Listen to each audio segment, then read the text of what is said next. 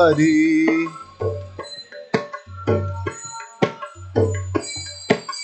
Kaya Radha Madhava Kunja Bihari.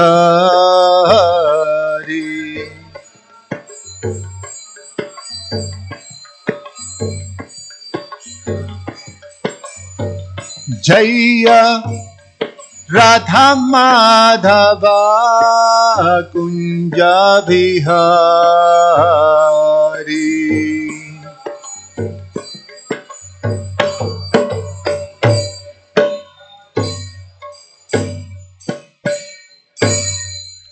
Jayam Vishnupad Paramahansa Parivrajagacharya Ashtotara Shata Shishimad His Divine Grace A.C. Bhaktivedanta Swami Srila Prabhupada Ki Ananta Koti Vaishnava Vrinda Ki ISKCON Founder Acharya Srila Prabhupada Ki Grantaraj Shiman Bhagavatam Ki Nitai Gaura Premanandi.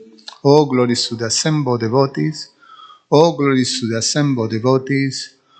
All glories to the assembled devotees. All glories to Shishiguru and Shiguranga.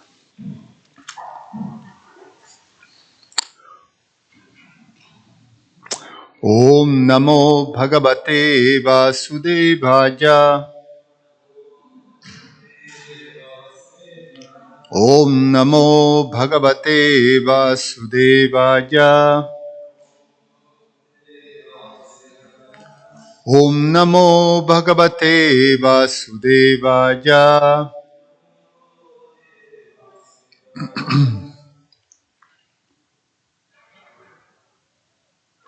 Reading from Srimad Bhagavatam, Canto 10, the Summon Bonon, Chapter 89, Krishna and Arjuna retreats a Brahmana's son? Brahmana's son, or dead sons. Okay. Text 25 to 28.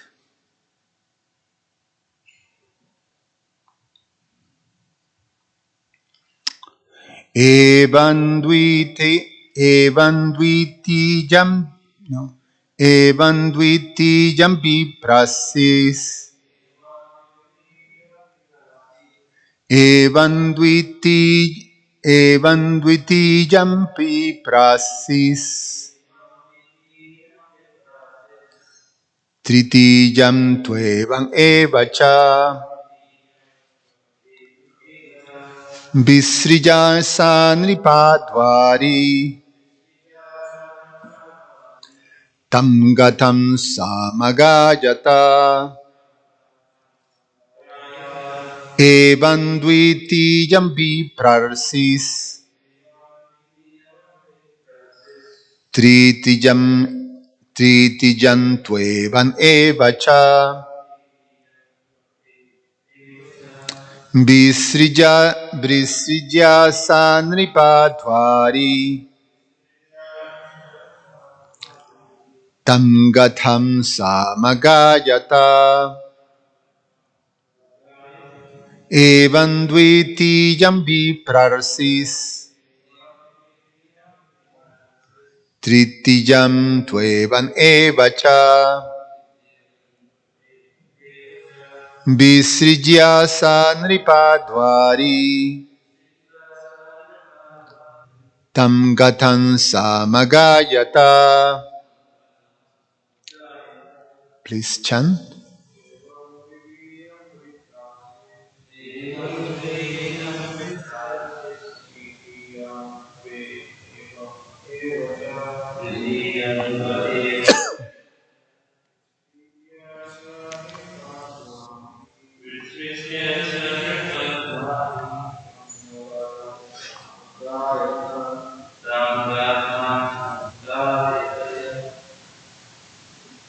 Evam dvitiyam viprasis. Tritiyam va evam evacha. Visritya sarvamani. Angatam samjayata.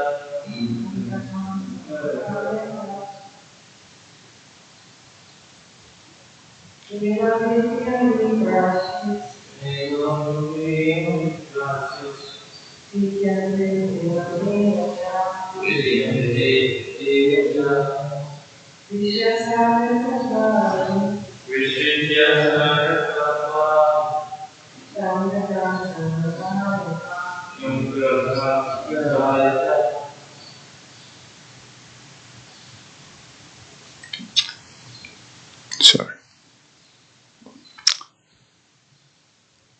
Evam, in the same manner, Dvitiyam, a second time, Vipra Rishi, or Vipra Rishi, the wise Brahmana, Tritiyam, a third time, two, and Evan Evacha, just the same way, Visrija, leaving his dead son, Saha, he, Nripadwari, at the king's door, Tam, the same, Gatam, son, Samagayata, his son. Translation: the wise Brahmana suffered the same tragedy with his second and third child. Each time he left the body of his dead son at the king's door and sang the same song of lamentation. Text number 26 and 27, translation. When the ninth child died, Arjuna, who was near Lord Keshava, happened to overhear the Brahmana lamenting. Thus Arjuna addressed the Brahmana, "What is the matter, my dear Brahmana? Isn't there some lowly member of the royal order here who can at least stand before your house with a bow in hand? These Kshatriyas are behaving as if they were Brahmanas idly engaged in fire sacrifice." Text number 28. Translation: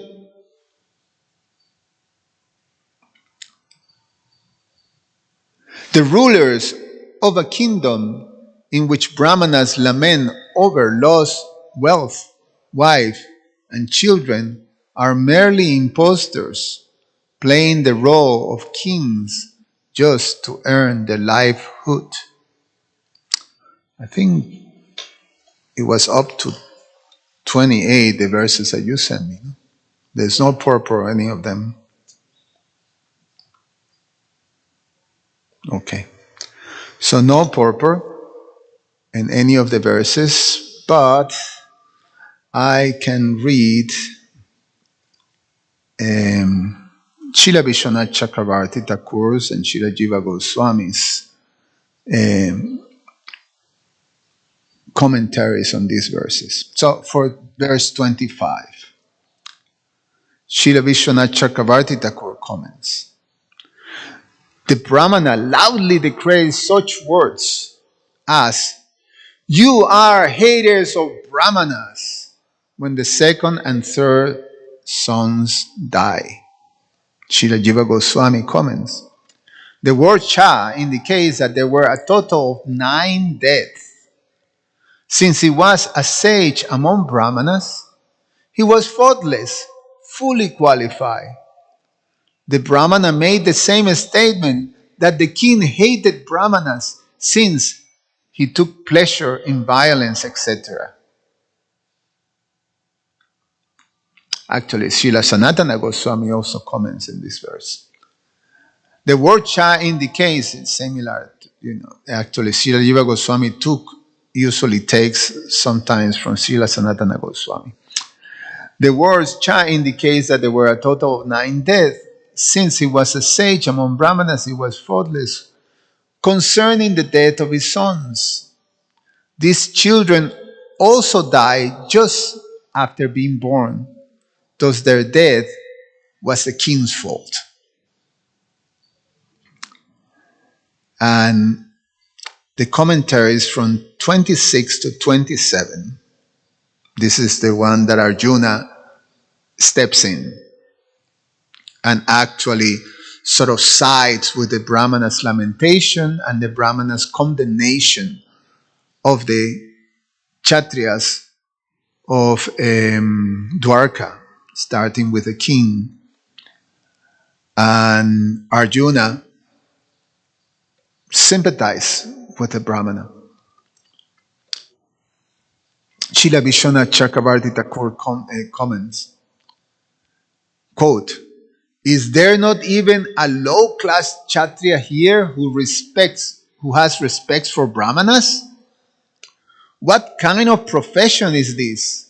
Saying this, Arjuna arrogantly glanced around at the people standing there. Please say what the Kshatriya should do in this critical situation. Showing his index finger, he said with sarcasm, "The Brahmanas are about to perform sacrifice. They're supposed to be protected, but let them get destroyed." Srila Jiva Goswami comments, hearing though others about his complaint when he was with Krishna, he came to the Brahmana and spoke loudly to console him. Arjuna addressed him with respect, "O Brahmana," in order to pacify him, gain his trust, and to indicate the fault of others present who were indifferent to him. Can a lowly Kshatriya not protect you? What to speak of a real Kshatriya? Vai indicates similarity. And Srila Sanatana Goswami comments on this verse. When the ninth child died, Arjuna, who was near Krishna, directly the Supreme Lord or the killer of Keshava, her nearby, or from others, the lament of the Brahmana. He approached the Brahmana and spoke loudly in an indirect way to appease him. "O Brahmana, directly the form of the Vedas. By this he indicates the excellence of the Brahmana and confirms the fault of the king.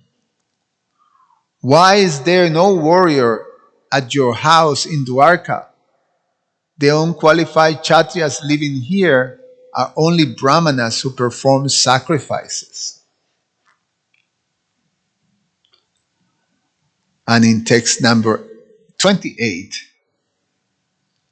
in which Arjuna continues to condemn the Kshatriyas of Dwarka,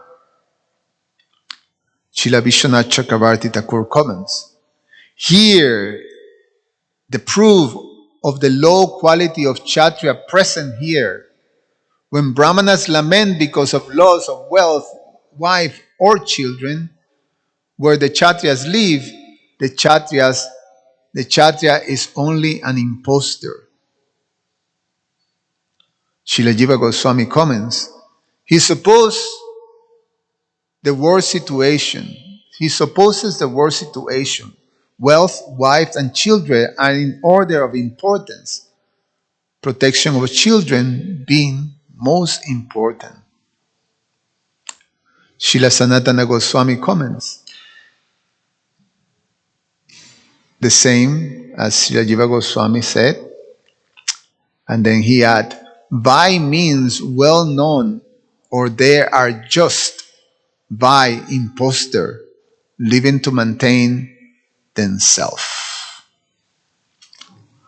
Om Jnana Timirandasya Jnananjana Shalakaya Chakshur Ummilitam Yena Tasmai Sri Guruve Namaha. Nama Om Vishnupadaya Krishna Prasaya Bhutale Srimate Romapada Swami Iti Namine. Nama Om Vishnupadaya Krishna Prasaya Bhutale Srimate Bhaktivedanta Swami Iti Namine. Namaste Saraswate Deve Gauravani Pracharine Nirvishesha Shunyavadi Pashatyade Satarine Vancha Kalpa Tarubhyascha Kripa Sindhu Vyaevacha Patitanam Pavanevyo Vaishnavevyo Namo Namaha. So it's quite uh, not only intriguing pastime, but also is highly, I find it myself, highly instructive. Um, Intriguing because this is happening in Dwarka and is the holy dham of the Supreme Personality of Godhead. Is actually a spiritual, a Vaikuntha space, because that's where the Supreme Personality is present. And the Dwarkavasis are pure devotees. So when we talk about Vaikuntha, Vaikuntha is a place by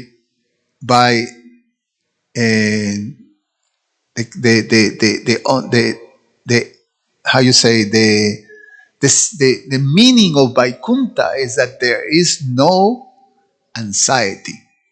That's a literal meaning. A place of no anxiety.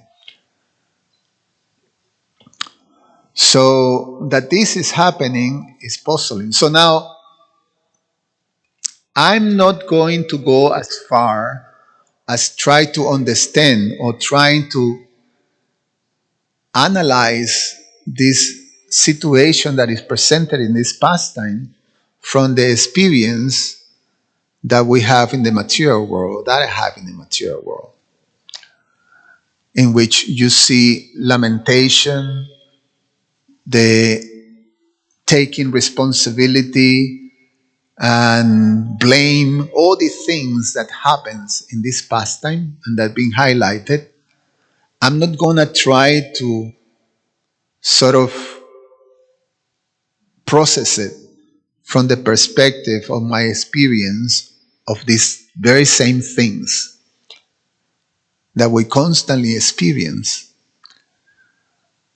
Not gonna make that mistake because we understand, and as we're gonna see through this pastime, that is all arranged by the Lord. Krishna's pastimes are there. I think that was very much part of the class that we heard yesterday. These pastimes are arranged for helping us understand, to teach, to establish the principles of religion. Yada yada hi dharmasya, Krishna says that. He descends to teach us these principles. And all these great personalities, right here, because it's pointed out by our great acharyas that this Brahmana was a sage. A Brahmana is a sage. It's not just, like a, ordinary materialistic person in the Brahminical order, or a Brahmana that is conditioned by the mode of goodness, material goodness. It's a sage. So, for a sage to be bewildered by lamentation and by the bodily concept of life is something that it doesn't it doesn't make sense. So, in general, Krishna's pastimes happens by the arrangement of his internal potency, not in general. Happens, sorry, I'm going to correct that, not in general. Krishna's pastimes are under the control of his internal potency. It's called Yoga Maya. So, we know from Bhagavad Gita that a Brahmana is someone who understands what is real. Yesterday was mentioned what is real. The what Krishna says in the Bhagavad Gita in second chapter, that the Brahmana understand that of the temporary there's no endurance, and of the eternal is no change. So a Brahmana can understand the difference between matter and spirit. That's what is called Brahmana. Understand Brahman. Brahmana is someone who fully understands Brahman. So the Brahmanas in general are described as Dhira. Dhira means sober, someone who have knowledge, contrary to someone who is in the bodily conception of life and influenced by avidya or ignorance, they call kripanas. Right? We hear Prabhupada making that differentiation between dhira and kripana. Kripana is someone who doesn't understand the value of this human body to be used as a means of self-realization. Another aspect of someone who is dhira is that he's situated in the spiritual consciousness, which means na sochati, na kanchati. No lamentation, no hankering. So to see a Brahmana lamenting is not something that's supposed to happen. It's not something that's supposed to happen. And what to speak? Like remember when Arjuna surrendered to Krishna, Arjuna was also was mentioned in the class. Navina Krishna Prabhu was quoting that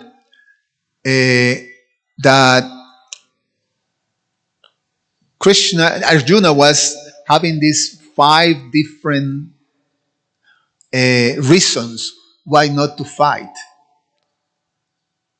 And one of them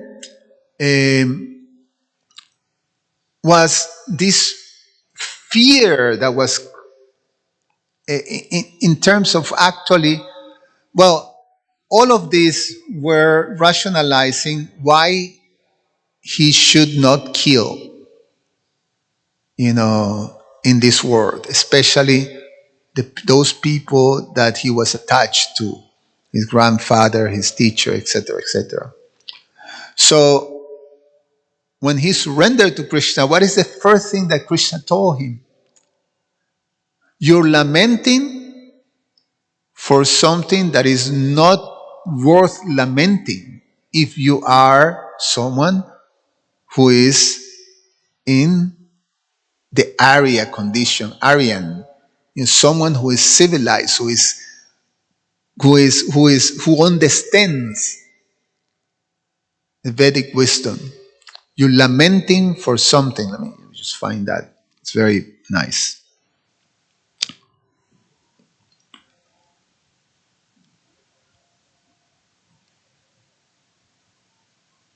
Yes. While speaking learned words, because Krishna is telling all his different reasons are based on principles that are given in religion. They're very much, grounded on this materialistic following of religion, Kaitava Dharma. While speaking learned words, you're mourning for what is not worth of grief. Those who are wise lament neither for the living nor the dead. So that is the definition of someone who is a dhira. And Krishna goes on to say, Dirastatra namuhyati, and so on. The contrary will be a kripana. So this brahmana is not supposed to be so disturbed and create all this basically big scene and loudly declare these accusations and all this blame and go to the action of placing the dead children by the door of the king. So it's a big thing.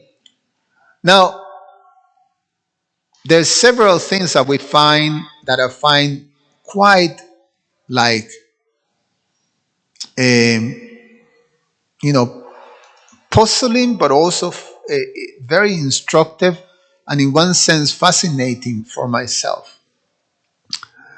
One is that, the first one, that the Brahmana lost it. And out of grief, he's engaging in this blaming thing, pointing fingers very, very strongly. He's going into this action that is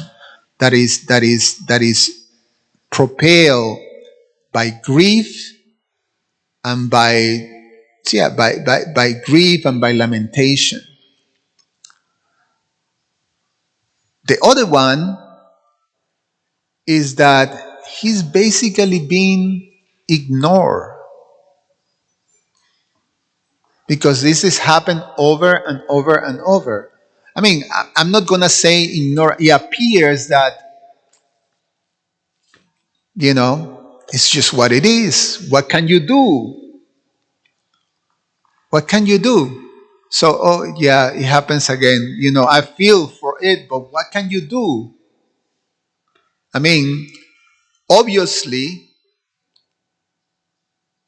these are powerful kshatriyas that are there, and you start with, in that assembly of kshatriyas, they start with Krishna and Balaram. And then you have personalities like Vasudev, and you have personalities like Uddhava, and you have personalities like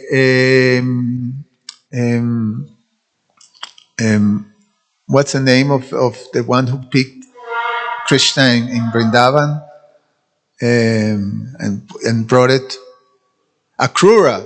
So you have all these kshatriyas. I mean, you can name, Kripa Varma, all these powerful kshatriyas that were part of the Yadu dynasty,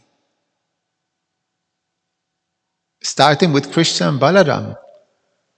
And 9 times is happening the same thing with the same person, with the same intensity, blaming and lamenting. So that's happening, So that thing there, picture. The other one is Arjuna. Now, Arjuna is someone who is a guest to Dwarka. He comes to visit Krishna and spend time in Dwarka. And he happens to witness one of those situations of this Brahmana lamenting because of the death of his child. And hearing the blame of the Brahmana, Arjuna says, he's right. The Brahmana has a point. In fact, actually, then Arjuna joins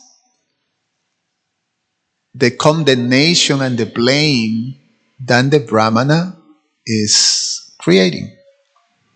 So these things are happening. So I find it, quite something. Now,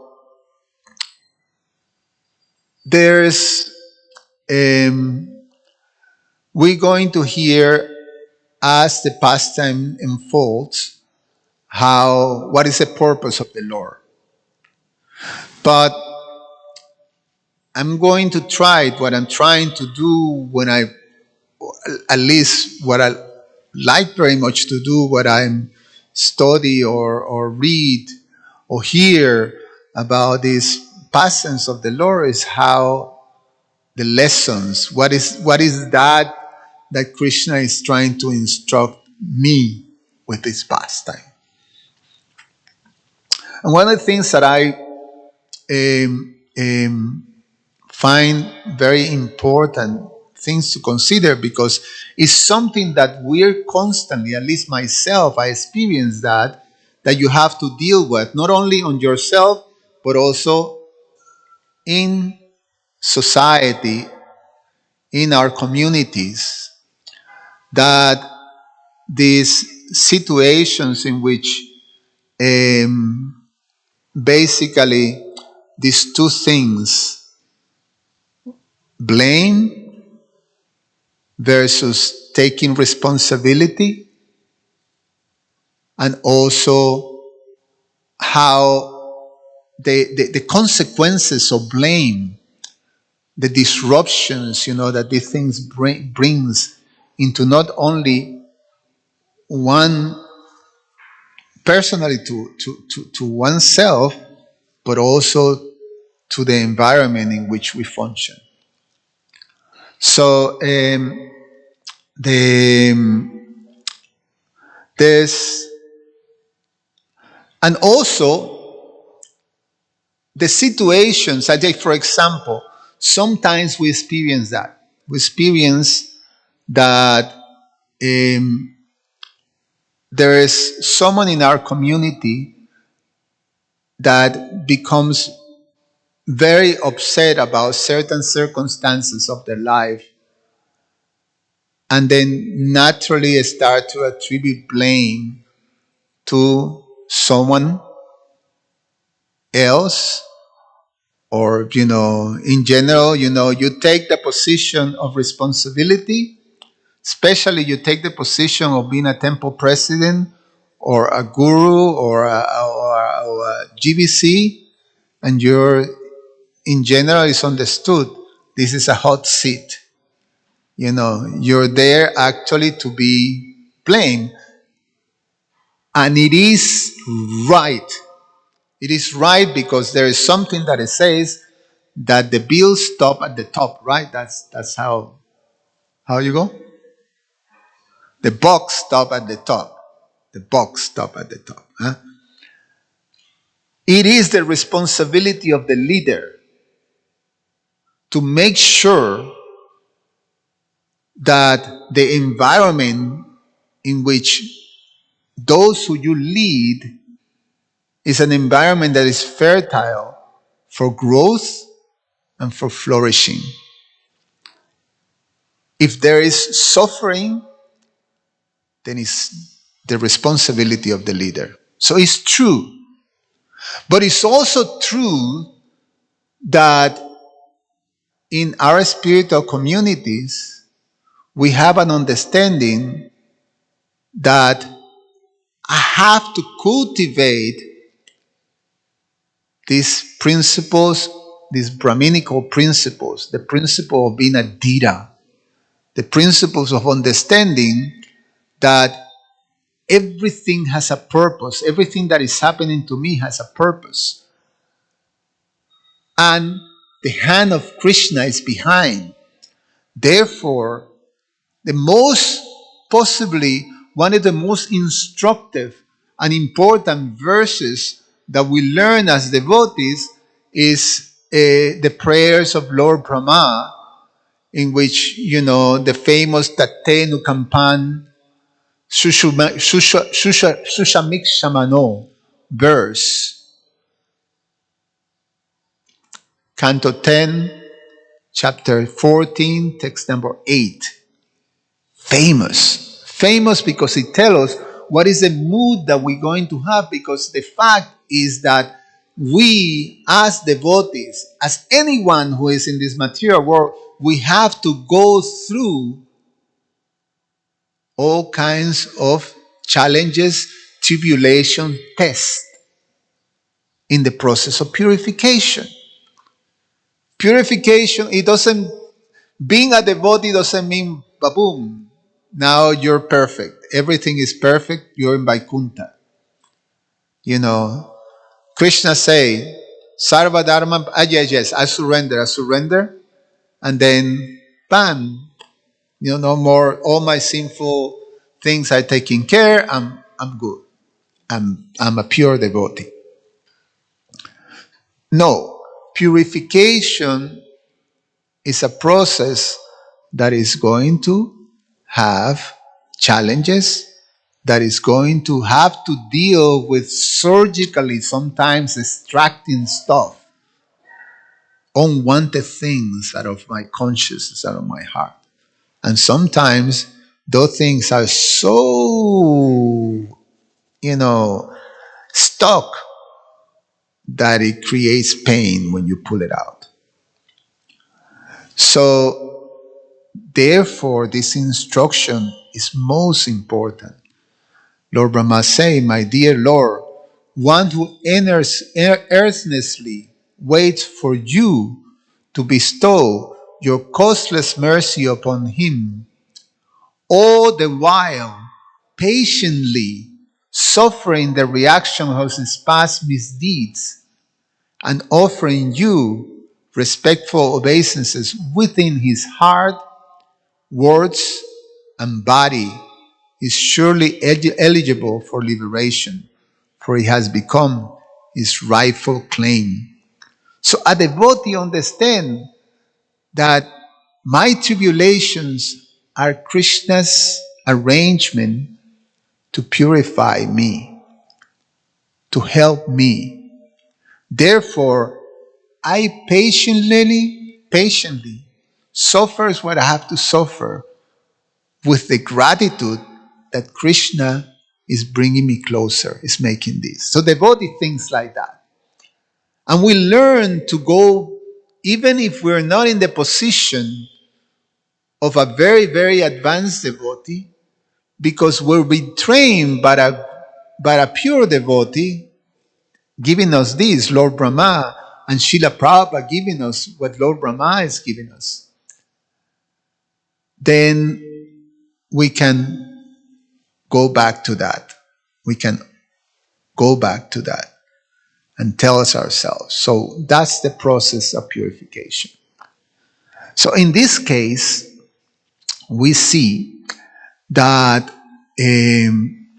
sometimes you have devotees, and we sometimes find ourselves too with this blame game. Sometimes we find ourselves avoiding responsibility or being accountable for things, especially when we are in a position of responsibility. But even, in any situation, there is this psychological setup that is very much connected to our false ego or a false identification or a particular conception or upadi that we have of ourselves that needs to be preserved by this thing that is that takes takes this quality of blaming and assigning responsibilities, like that, in one sense. So there's quite a psychology on that, and this is something that has been analyzed very nicely, both in our scripture and both also in material science. There's something that is called self-serving bias that happens within our mind. It's something that is not something that necessarily that it doesn't happen, you know, that it happens unconsciously, and it's a matter of helping us. One is um, preserve our mental health, preserve sometimes the image, or the how we see ourselves and how we deal in the world. So it's almost like a matter of navigating and surviving like that. That this thing happens to protect our the way we keep ourselves together. And so unconsciously we have these protective sort of mechanisms, and one of them is called self-serving bias. So this is a cognitive bias. A bias means that I have already a conception that I have to preserve there.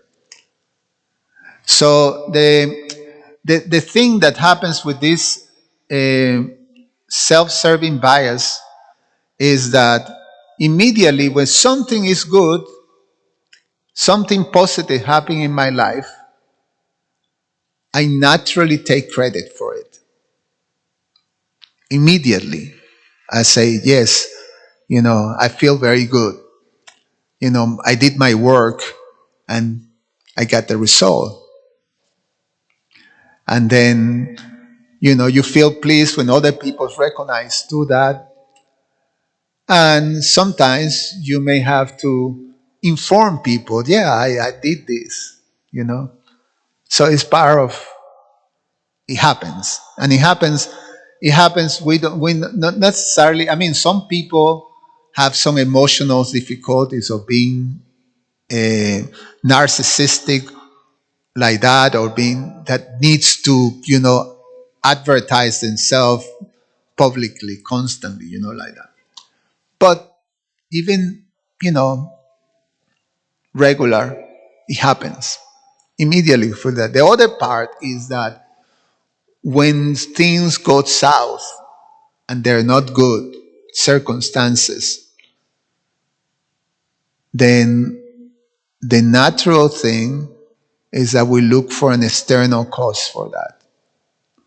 So the good stuff will go internally. Yes, I did it.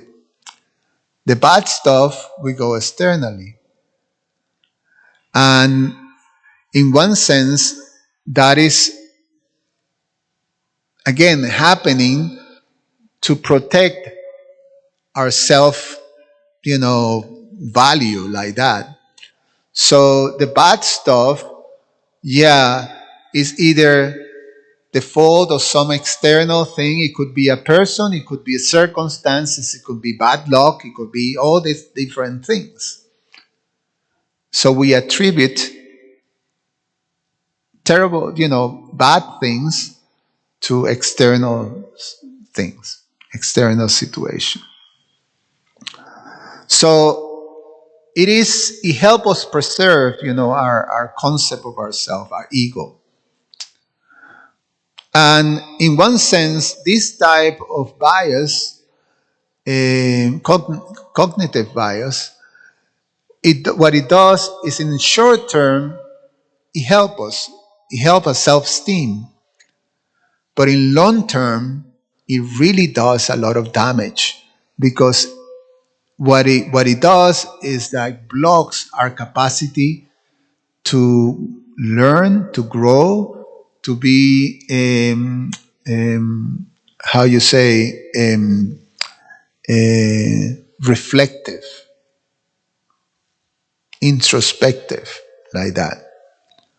So it blocks growth, and it maintains one's stuck like that.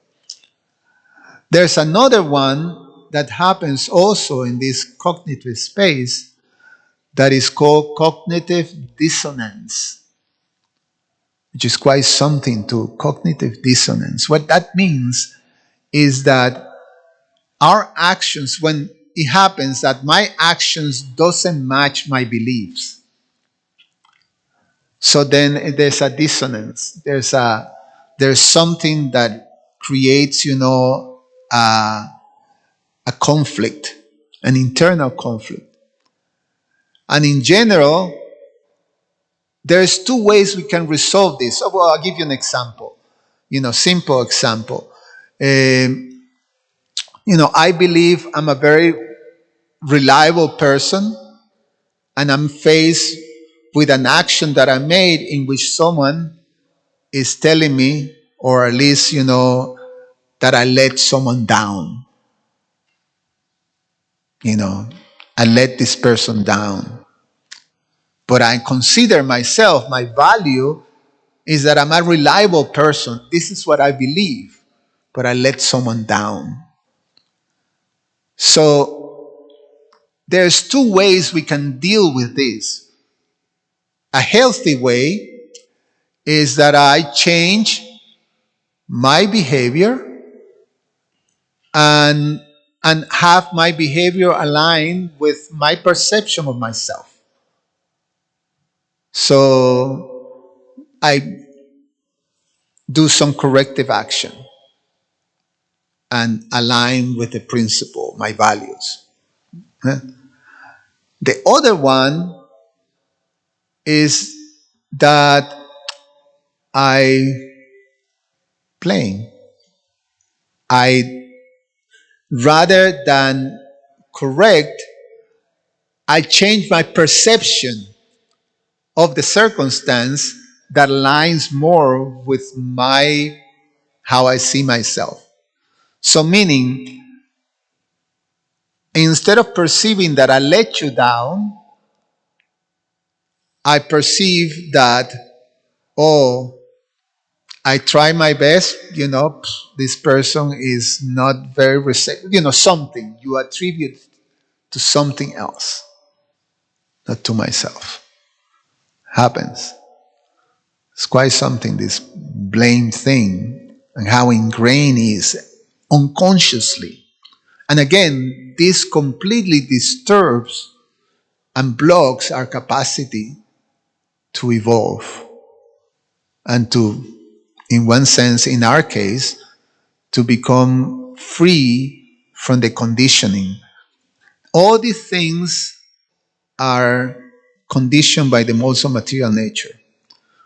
The modes of material nature dictates, and this is what scientists call cognitive stuff.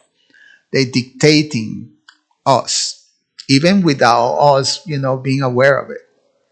We act in such a way.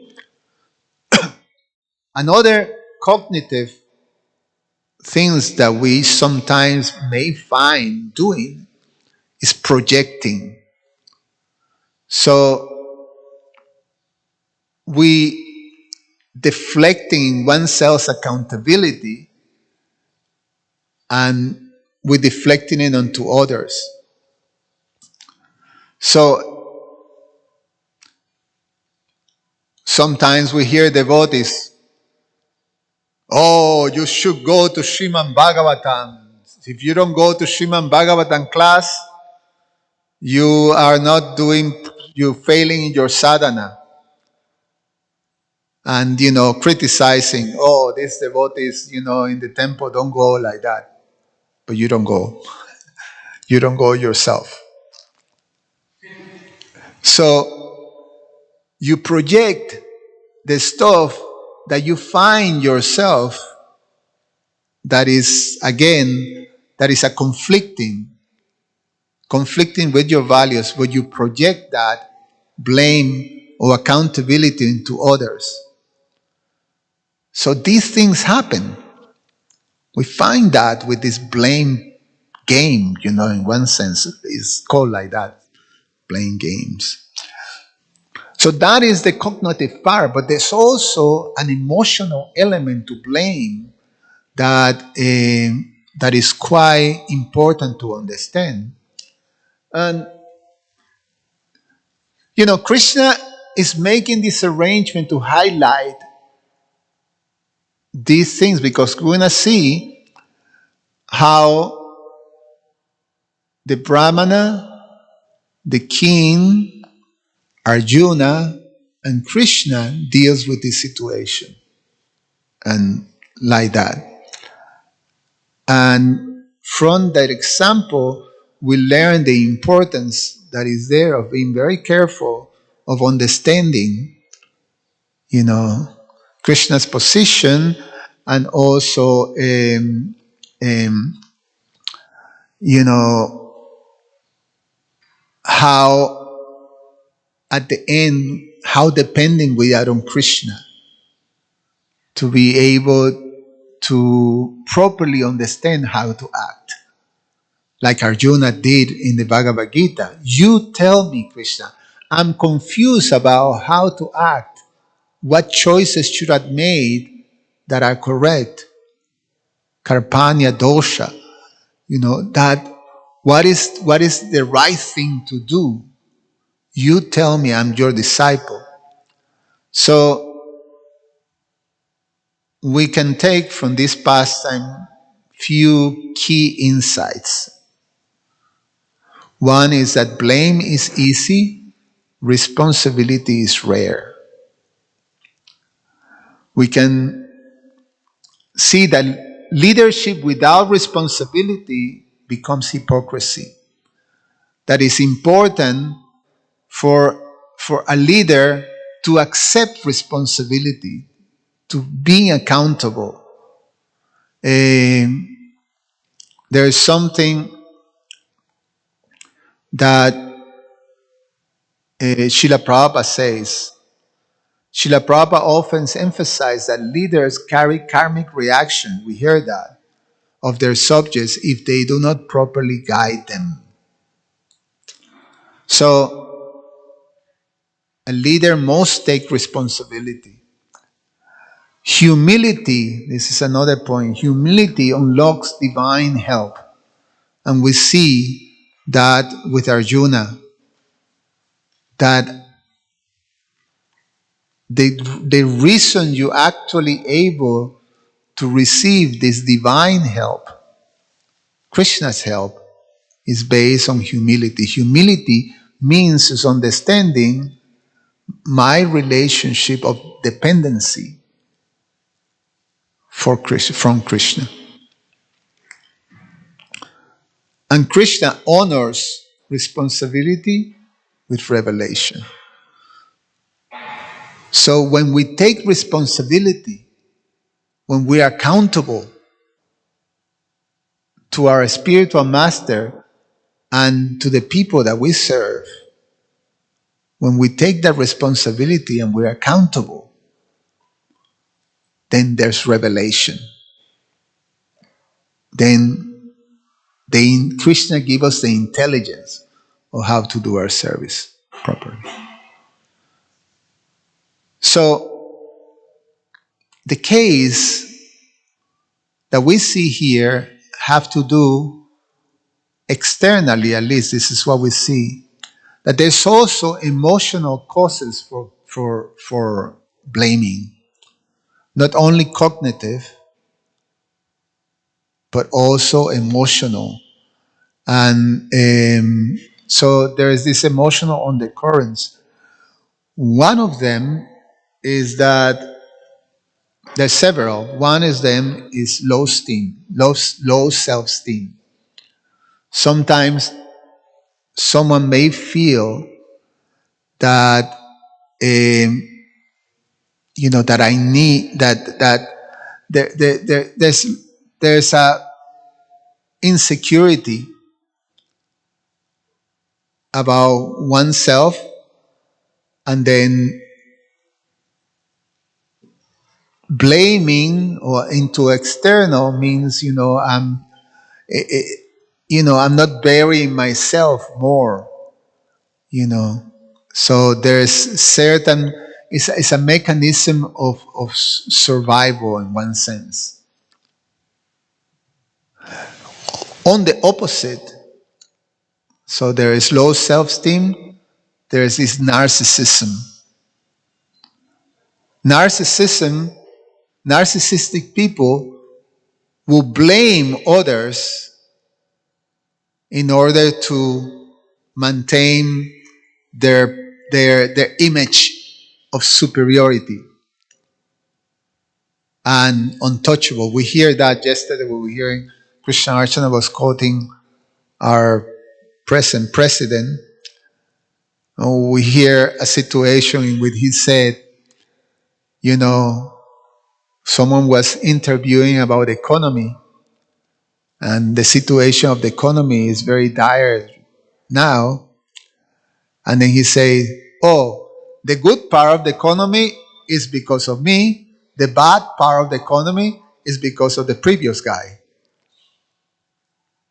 So someone like it's like that have that time. So this is emotional things that I connected, either low self-esteem and narcissistic. Now this Brahmana is any of that. This Brahmana gets, at least externally, appears to be afflicted by these next two. One is trauma. Trauma also causes this external blame. It can actually, so it says here, this is a psychology blog that explains people who have experienced traumatic events may develop a heightened sense of vulnerability and a tendency to see threats everywhere.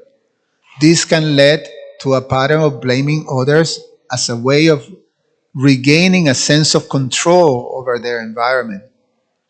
It's like they're constantly on high alert, ready to deflect any potential threat to their emotional well being. So that's another cause. And then the last one that is explained, emotional part that causes this blame thing, is that something that is called learned helplessness. A psychological state when a person believes that they have no control over their circumstances. This can lead to a chronic pattern of blaming external factors for all negative outcomes. It's like being stuck in a mental quicksand. The more you struggle against it, the deeper you sink into the habit of blaming others. So, blaming is complex. That's one thing we can understand. It's very much ingrained in the conditioned experience, in the materially conditioned experience. It's very much ingrained. So, in the case, externally appear that the Brahmana is both traumatized by the circumstance and is also feeling helpless. It's a pure Brahmana. How is this happening? You feel helpless about the circumstance. And blame goes. Now that's talking about blame. We still have to come to understand the part of assuming responsibility, which is, we have to discuss on some other time. But it's a good thing to meditate about these things. Any comments or questions? Yes, Bibo Prabhu.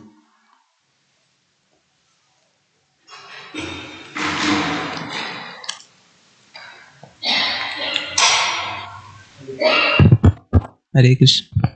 Hare Krishna Prabhu. Yeah, it was amazing class. Lot of nice concepts like you mentioned. Self-serving bias, cognitive dissonance, lower self-esteem, narcissism, trauma. So, and one thing I really liked, which you mentioned, that when we as take accountability, then Krishna gives revelation, gives intelligence. Yeah, That was. yeah, I I'll like try that to too. remember that. It was Yeah. that was gold.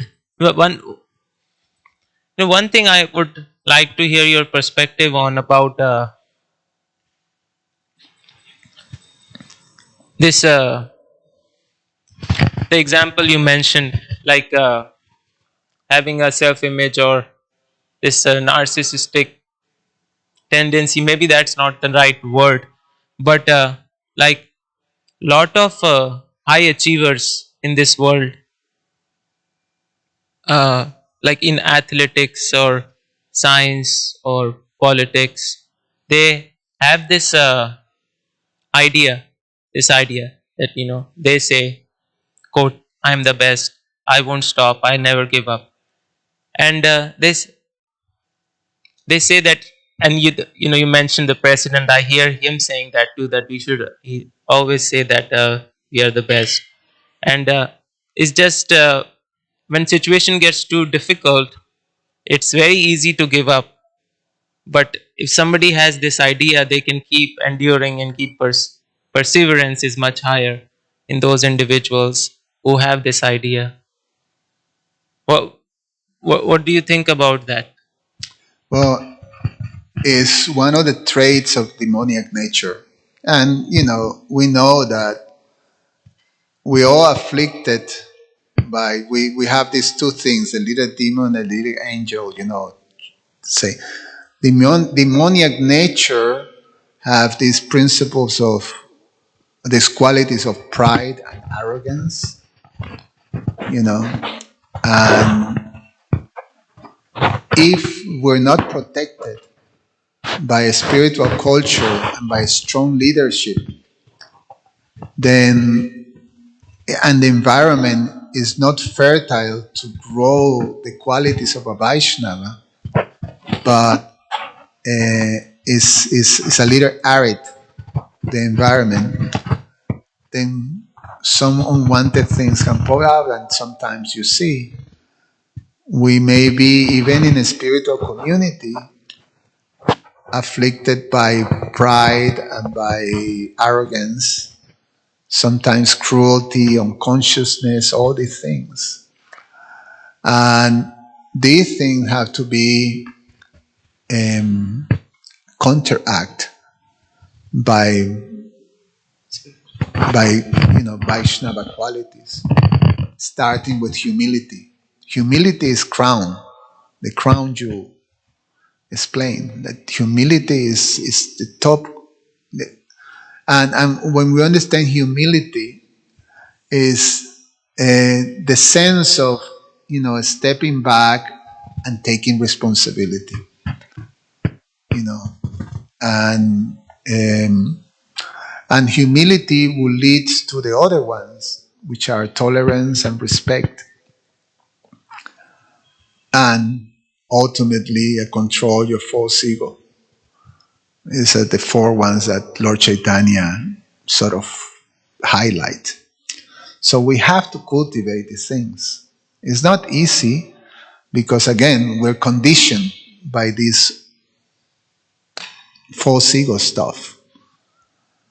So, and we have to, I've said, this is so instructive because it's important to understand the psychology of these different condition traits, And these two things that are also described by Krishna, na sochati, sochati and kanchati, lamentation and hankering.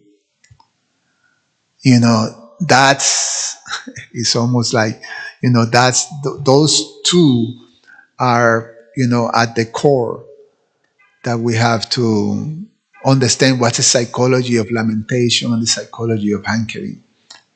And then we can, put together, be better prepared. Oh, it's happening, it's happening. Let me step back and remember and to counteract by humility, tolerance, and all these things. And yeah, it's not working. I'm still find myself at times, well, the principle is to follow the means of purification. And the means of purification, the strongest means of purification for us is the process of hearing and chanting. So Shrimbatan Swakata Krishna or Nityam Bhagavata Sevaya, like that. So we engage in those activities. This is our saving grace. Yeah, but we have to adopt this introspective mood, constantly be reviewing ourselves. And devotees who are doing that, you can see that there is progressive. Maybe for some of us, maybe slow, but it's progressive, and we can see that. Just turn, if you want to test how much you're progressing, just turn back and see how you were a year ago, 2 years ago, 5 years ago, 10 years ago, dealing with the same things that you're dealing right now. So it works. The process of Krishna consciousness works. We just have to nishchaya, and what is it? Utsaha nishchaya sarya. We have to be patient. We have to trust the process, and we have to maintain our enthusiasm. Thank you, Prabhu. Anything else?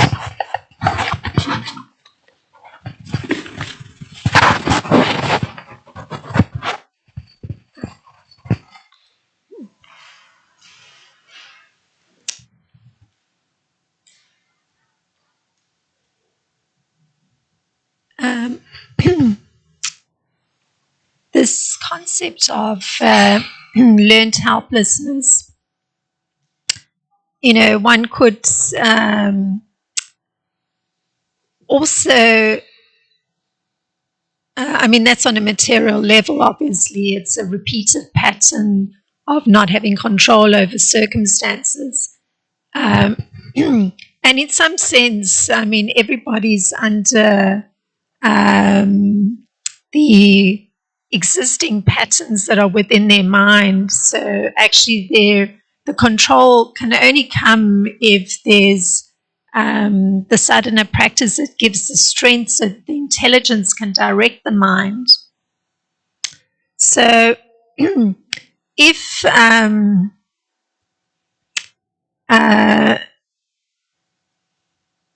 there's this dependence on Krishna, so actually having sadhana and actually seeing that there's external control that's of a positive nature and for one's well-being, then that sense of helplessness shouldn't be there just by virtue of the fact that the external control is attributed to a being that actually is allowing one to grow and become more perfect. Yeah. So it's a very, very, very subtle kind of dynamic, because if you don't have the understanding that it's a being that is actually looking for one's benefit or is going to benefit one, then it would be a similar sort of helplessness. One's at the mercy of whatever arrangement is made. Yeah, that's the whole thing. That's at the heart of Krishna consciousness. I think that's what the prayer of Lord Brahma sort of highlights. That one, the capacity to patiently wait for the Lord's mercy and patiently tolerate whatever we have to go through, having that understanding that the Lord's mercy is there for me. It says that Lord Brahma said, is your rightful claim, that mercy, just by holding to that understanding that Krishna is my best wish, my best well-wisher. And I know that this arrangement is is Krishna's mercy for me. It's a very liberating uh, space to be, you know, and is what Srila Swami says, that when we are going through those moments in which we bewilder, you ground yourself back into that space, the space of dependency of Krishna. He calls that, grounding in that dependency. So is at the core of what our process is. Yeah. All right. Thank you, everybody. Grantara Shiman Bhagavatam Ki Jai.